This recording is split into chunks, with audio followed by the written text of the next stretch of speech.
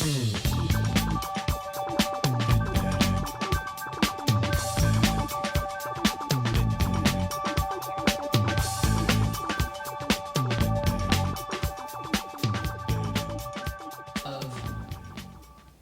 looking at this entity of Christianity in a way that's relevant to those who are living in a postmodern context. How do you see that? I guess I see it as more of an opportunity to incorporate more of church history than just like the last 50 years, that I kind of grew up with, reaching back, to different traditions, and then incorporating that with things that are relevant from the culture. Right.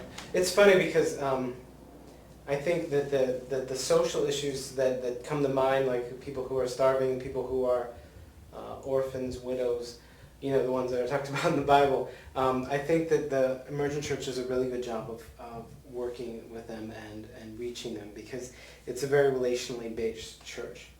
And I think it does a good job of reaching people who may not hear the gospel because it's relationally based versus a straight line, here's our message conversation. I mean, even Jesus, when he was on earth, never gave the good news the same way twice. So a problem with all of the new terminology that has come up, and I have trouble dealing with that, because I see the Emergent Church really as nothing more than the church the way it was supposed to be biblically, except it's appearing in a form now that it hasn't appeared in a long time. Well, in my view, in 2006, it's not at an arrived place. It's sort of at a recognizable place. But whatever this movement of postmodern expressions of Christian faith in the United States and around the world is not a developed idea. Exclusivity, which is what I grew up in was, we need to be in the world but not of the world, meaning if we had it our way, we'd have a compound somewhere in Virginia that's exclusively a Christian community. And you have a Christian school, Christian workplace, Christian grocery store, Christian shoe store, you name it. And I think that's the big chasm, is that modern worldview see their way as the way it's always been, when actually it's only been around for a few hundred years. And so I hope that postmodern perspective doesn't fall into that chasm, becoming that's the way it's always been, when it's really relatively young. Boil it all down, if we just get the words right, we'll come up with a message that's going to convert everybody. And it's becoming more and more real that this modern approach isn't working, that there's something off. I mean, modernism and modern thought brought us World War II and the Holocaust. So it was at that point that this whole structure kind of just fell apart. As we are Christians living in a world, living with people who aren't Christians, we have to rethink what it means to be a Christian in the world. Is it just to be that voice that's out there screaming prophetically about the damnation of the world? Or are we going to be that voice that's loving and caring and actually making the kingdom of God real here? I see most churches as a modern, traditional churches as being a waiting room for death. So I think there's truth in the modern worldview and truth in the postmodern worldview, just like there is truth in the pre-modern worldview. But I just think the truth is kind of the call it motto or credo or whatever out of the Bible. It's kind of this: truth is God's wherever you find it. That's an odd question, because I don't think anybody in churches today views sin the same way Paul viewed sin or the way Moses viewed sin. I think our concept of sin has been completely blown off course of anything biblical. Around 500, the ancient church really did some goofy stuff.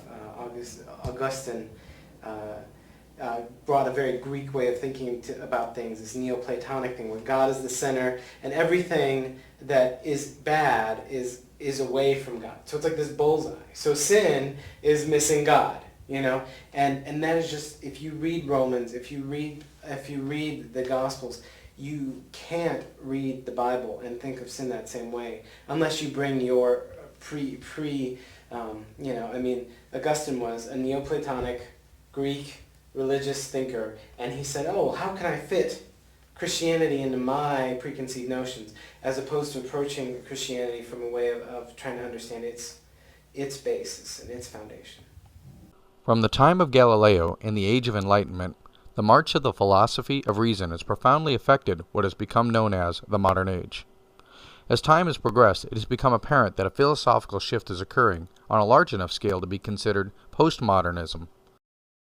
It is this postmodern mode of thinking that Emergent has grown out of, and notably has its roots in the last great philosophical shift in the Church, the Reformation. Emergent churches stress freedom, inclusion, relationship, and context. The movement tends to clash with its modern predecessors regarding its practices and use of language. So if you look at this in the wrong way and you said, okay, what things were happening in the 16th century that would have allowed the dawning of modernism? Well, that's just really not a very accurate way to describe it. Nor should you talk about what things happened that caused the reformers to begin reforming. They were the thing that happened that caused the Reformation.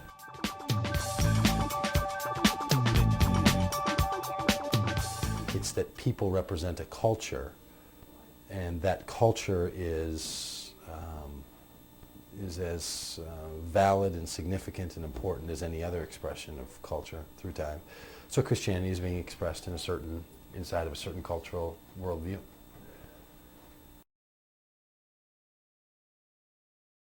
Well, many people are telling postmodern folks that they have to convert to be modernists or 13th centuryists, pre-modernists, before they can become Christian.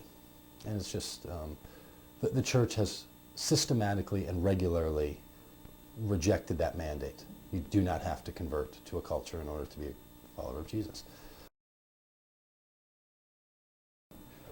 What people refer to as criticism is quite often just opinions. So someone has an opinion about something and they express it. That doesn't always rise to the level of being a criticism. It seems to me that a criticism has to come inside of a system in which both parties are a part. Or it's not criticism, it's just someone expressing their opinion about something. Many of the criticisms that I hear about people talking about postmodern spirituality is that they often are the same criticisms that they use for other movements of Christianity. So they just have a common criticism, a common opinion, and anyone who's not like them gets the same treatment. Well, there's probably another category where they're just terribly fearful of anything they don't understand. And anything that looks different is scary to them. It seems it's going to threaten their power. So, people are welcome to have their opinions, and they're even welcome to level criticism, but we're not, frankly, allowed to be divisive and to be cruel and to create separation where it's hurtful.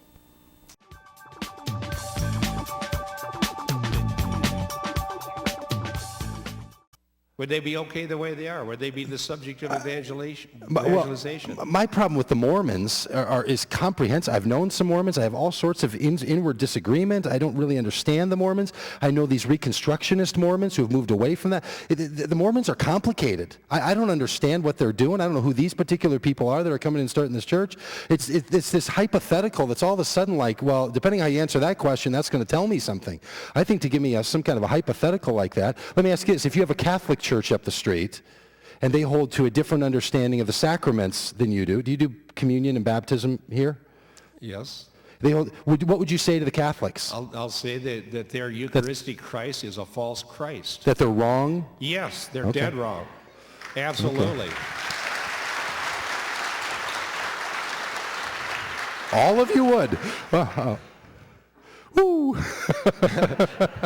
And like they're between me and the door, Bob. I'm starting to look around. Then there's those who suggest, no, you do ministry as a person of your culture. This has been the conversation going on in missions for the last 150 years. Do we do mission in a colonial fashion where we do it for them and convert them to our culture? Do we do it alongside of them but still being distinct from the people? Or, in some people's phrase, do you go native? And do you allow the people of that culture to express Christianity the way that they desire, and the way that it makes sense to them, and the way that they're telling the good news of the gospel in their world? Ultimately, Emergent is about people and their relationship with Christ. The intellectual and spiritual focus seems to be existing within the culture one finds themselves, and being open to others' perspectives. Often easier said than done. Okay, well, the evangelical church, except for a few pockets, will be dead within a matter of 100 years. The big questions, of our age is just, so how do we live well in the world when the world is bigger than our block or our denomination? Then people can look back on this period of time and try to say what significant things were going on and what significant things should we have been paying attention to. Not so much what is there in 2006. Theologians that don't know nothing about my soul, about my soul. I'm an ocean, this in motion, slow motion. Now, do you mean like what can I say that would just be completely insulting about the church? Is that kind of what you're going for, or? Going for here. Because I could do that. Because